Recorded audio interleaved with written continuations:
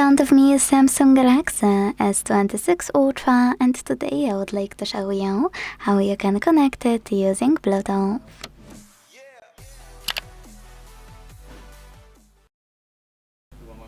First of all, go into Settings and tap on Connections.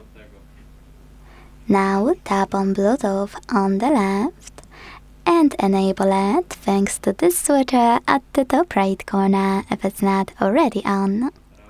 Then wait for available devices to show, and when they do, click on the one you want to connect to.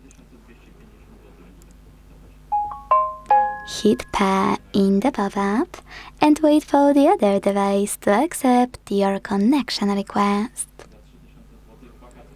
As you can see, my devices were successfully connected.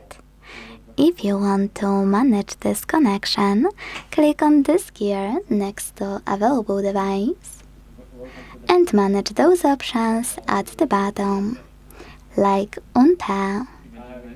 Thanks so much for watching. If you enjoyed this video, leave a like, comment and subscribe.